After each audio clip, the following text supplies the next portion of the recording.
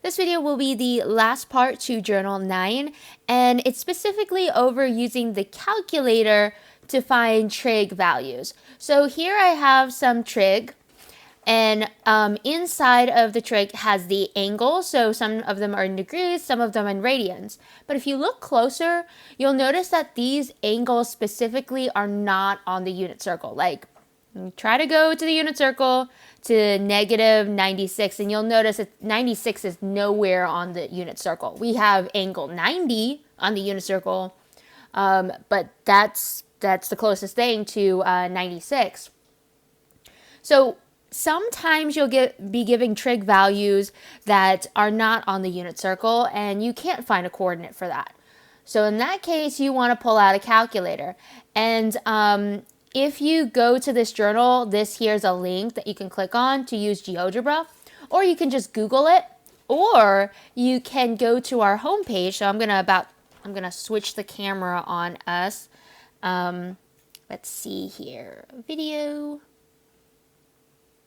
There we go. So what you can do is if you go to the home page of Canvas, so up here on the home page, if you scroll down, so if I scroll all the way down to calculators, you can click on GeoGebra, and that will take you to the graphing, a scientific calculator that can do the trig. So what we're gonna do, let's see if I can put this to the side here and move this up just a little bit. There we go. There. Maybe make this a little bit bigger. There we go. All right, so the first problem that we have here is negative 96. And so what we have to do is plug in negative 96 for cosine. So on the GeoGebra site, you're going to need to click on the cosine. And this part's really important. When you're on the screen, you need to make sure that you're in degree mode. So I'm going to take my mouse and I think it's setting. Yeah. So if you click on that wheel or the setting wheel, go to angles and make sure it's in degrees. If it's not in degrees, you need to change it. So mine's already in degrees, and I'm going to click back. And now I'm going to type in my angle, which is negative 96. And so the calculator knows that it's in degrees, and you'll just click enter. And so there is my value. I'm going to write that down.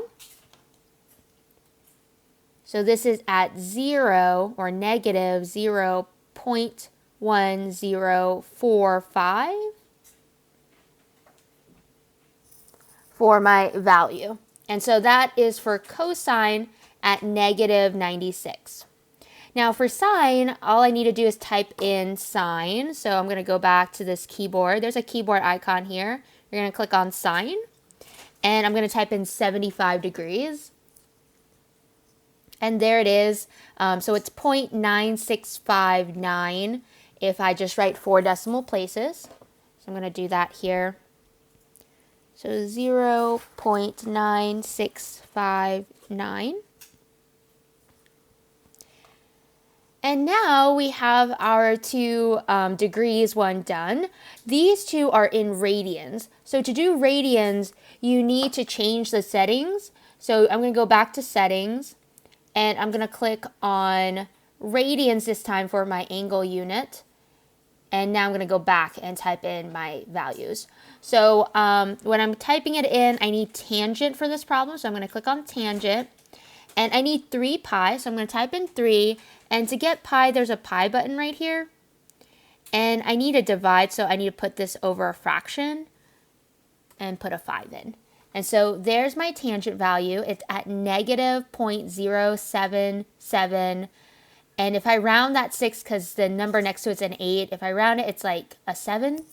So 3.0777. So I'm going to write that here.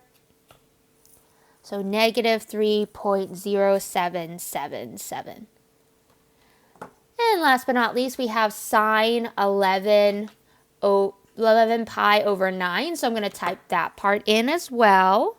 So typing in sine is going to be right here. And I'm going to type in 11 pi. And I need my fraction. And I'm going to type in 9. All right. So if I enter that in, I get, well, negative 0.6427. But let's round that since there's an 8 next to it. So let's round that to 8. So this is going to be, grab my pen, negative 0.6428 for sine. And that is it. So that's how we find the trig using a calculator. I recommend using GeoGebra scientific calculator. You can also use a TI-84, which I can show you if you are in person. We will be using the TI-84 in class, but if you're at home, just use the GeoGebra scientific calculator. And that's it for this video. Bye, guys.